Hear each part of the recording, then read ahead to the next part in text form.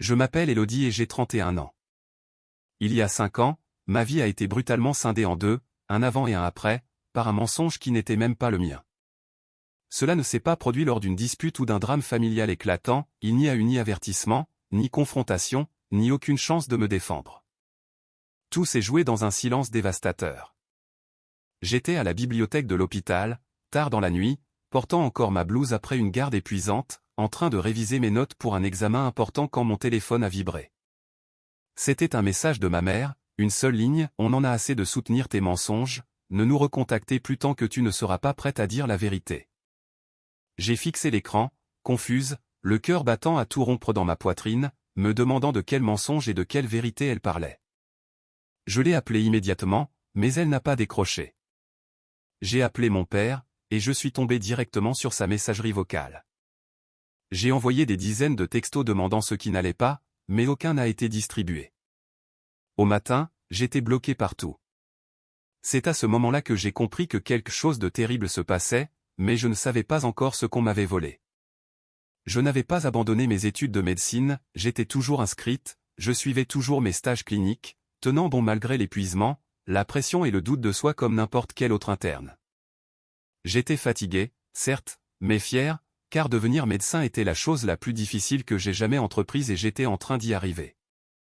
Ce que j'ignorais, c'est que ma sœur, Camille, avait déjà réécrit mon histoire pour moi. Elle avait raconté à nos parents que j'avais démissionné de la faculté, que j'avais trop honte pour leur avouer et elle l'avait dit avec cette sollicitude feinte et cette tristesse calculée de celle qui sait exactement comment paraître crédible. Ils l'avaient cru aveuglément. En quelques jours, les conséquences sont tombées, mes parents ont arrêté de payer le loyer de mon petit studio sans me prévenir, ma mutuelle a été résiliée et le soutien financier qu'ils m'avaient promis pour mes frais de scolarité s'est évaporé. Quand j'ai demandé à la famille élargie pourquoi personne ne répondait à mes appels, une cousine m'a finalement avoué la vérité d'une voix basse, ta sœur a dit que tu avais tout arrêté. J'ai eu la nausée. J'ai tenté de m'expliquer, j'ai envoyé des mails avec des preuves, mes certificats de scolarité, mon planning de garde, mes résultats d'examen, mais Camille avait toujours une longueur d'avance, leur racontant que je mentais, que je forgeais des documents et que je sombrais sous la pression. Elle pleurait devant eux en disant à quel point elle s'inquiétait pour moi, et mes parents ont choisi sa version des faits, systématiquement. Ce qui m'a fait le plus mal n'était pas la perte d'argent ou de confort, c'était de réaliser que mes parents ne m'avaient jamais posé la question directement, ils ne m'avaient jamais accordé le bénéfice du doute. Le mensonge s'insérait trop parfaitement dans leur crainte à mon sujet, que j'étais trop sensible, que je rêvais trop grand, que je ne tiendrais pas le coup. Une fois qu'ils avaient accepté ce récit, la vérité était devenue encombrante. Finalement, j'ai arrêté d'essayer de les convaincre, car supplier ses propres parents de nous croire finit par vous arracher quelque chose d'essentiel. Les années suivantes ont été les plus dures de ma vie. J'ai enchaîné les gardes supplémentaires partout où je le pouvais, j'ai dormi sur les canapés d'amis, parfois même dans des salles de repos à l'hôpital. Quand je ne pouvais pas payer mon loyer, je mangeais ce que je trouvais et sautais des repas. J'ai pleuré dans les cages d'escalier entre deux visites de patients et je me lavais le visage avant de retourner les voir. J'ai continué parce qu'abandonner aurait signifié donner raison aux mensonges de ma sœur, et je refusais que mon avenir soit décidé par quelque chose d'aussi cruel et faux. J'ai réussi mes examens, j'ai terminé mon internat et je suis devenue forte d'une manière que je n'avais jamais souhaitée. Le jour de la remise des diplômes, j'ai cherché du regard dans l'assistance, malgré moi. Chaque nom était suivi d'acclamations, de familles debout pour applaudir, de parents pleurant de fierté. Quand mon nom a été appelé, il y a eu des applaudissements polis d'inconnus. Mes parents n'étaient pas là. Ils ne sont pas venus, ils n'ont pas appelé, ils n'ont pas envoyé de message.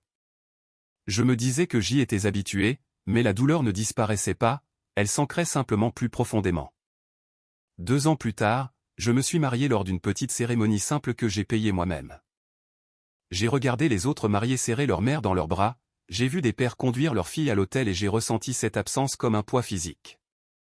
Quand les gens demandaient où était ma famille, je souriais en disant qu'ils n'avaient pas pu venir, sans expliquer que mes parents me croyaient être une ratée, ni que le mensonge de ma sœur m'avait effacé de leur vie. J'avais appris à célébrer mes victoires en silence, sans témoin. 5 ans ont passé ainsi, 5 ans de silence et 5 ans à devenir médecin malgré tout. J'ai arrêté d'attendre des excuses qui ne venaient pas et je me suis concentré sur mes patients, sur le bien que je pouvais faire et sur la construction d'une vie qui ne dépendait pas de ceux qui m'avaient abandonné. Je pensais avoir fait la paix avec tout cela, que le passé était scellé, intouchable. Puis, le mois dernier, pendant une garde de nuit, mon téléphone a sonné depuis un numéro inconnu. La voix à l'autre bout tremblait, urgente, ma sœur venait d'être transportée aux urgences pour des complications graves mettant sa vie en danger. Ma poitrine s'est serrée, non pas par satisfaction ou désir de vengeance, mais par quelque chose de bien plus complexe. Les liens du sang ne disparaissent pas simplement parce que la confiance s'est envolée. Je suis resté là un moment, fixant le mur, sachant que j'allais retourner directement vers la famille qui m'avait renié. Je ne savais pas encore comment le destin allait exposer le mensonge qui m'avait détruite, ni comment la vérité que j'avais vécue en silence pendant 5 ans allait entrer dans cette pièce avec moi. J'ignorais que c'était ma sœur quand j'ai accepté de prendre en charge le cas. Les urgences étaient bruyantes et chaotiques, le genre de nuit où les alarmes ne s'arrêtent jamais. L'infirmière m'a tendu le dossier en énumérant les détails et a prononcé le nom de la patiente, le nom de ma sœur. Pendant une demi-seconde, tout s'est figé en moi. 5 ans de silence, de colère et de distance se sont entrechoqués dans cet instant précis. Puis, la déontologie a pris le dessus. Je n'ai pas hésité, je n'ai pas demandé à changer de service. Je me suis lavé les mains, j'ai stabilisé ma respiration et j'ai marché vers la chambre parce que, peu importe ce qu'elle avait fait, une patiente avait besoin d'aide. En poussant le rideau, je l'ai vue allongée sur le brancard, pâle et tremblante, la peur gravée sur son visage, entourée de machines qui suivaient son rythme cardiaque irrégulier. Debout à ses côtés se trouvaient mes parents. Je ne les ai presque pas reconnus au début, ils semblaient plus vieux, usés par le temps et par un regret qu'ils ne comprenaient pas encore. Ma mère serrait le bras de mon père si fort que ses phalanges étaient blanches. Au moment où elle a levé les yeux et m'a vraiment vu, ses yeux se sont agrandis de stupeur. La vérité venait d'entrer dans la pièce et elle portait une blouse blanche. Personne n'a parlé pendant quelques secondes. Ma sœur me fixait comme si elle voyait un fantôme et le visage de mes parents s'est vidé de ses couleurs au fur et à mesure que la réalité s'imposait à eux. Ce n'était pas une coïncidence, ni un tour cruel. J'étais là, avec mon nom brodé sur ma blouse, l'autorité dans ma posture et des années de travail visibles dans chacun de mes mouvements. La fille qu'ils croyaient avoir échoué était désormais le médecin responsable de sauver leur autre enfant.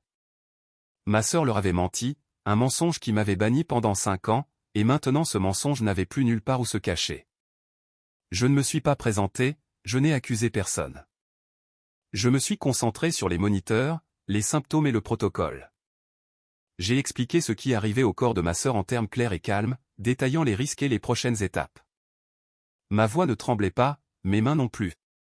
À l'intérieur, tout criait, mais des années de discipline maintenaient l'ensemble. Camille s'est mise à pleurer, pas seulement de douleur, mais sous le poids de la vérité qui l'écrasait. Elle ne pouvait plus manipuler l'histoire cette fois, la réalité était trop éclatante. Mon père a fini par trouver sa voix, « Élodie », a-t-il murmuré. Je l'ai regardé et j'ai hoché la tête une seule fois. Les questions ont fusé après cela, était-ce vrai? Étais-je vraiment médecin? N'avais-je donc jamais abandonné? J'ai répondu calmement, oui, oui, et non, je n'ai jamais arrêté. Je leur ai dit que j'avais essayé de les joindre, qu'ils n'étaient pas là pour mon diplôme, ni pour mon mariage. Je leur ai dit que j'étais resté seul lors des jours qui auraient dû être remplis de famille. Je n'ai pas élevé la voix, je n'en avais pas besoin, chaque phrase tombait avec une force tranquille. Ma mère s'est effondrée sur une chaise en sanglotant, tandis que mon père fixait le sol comme s'il allait l'engloutir.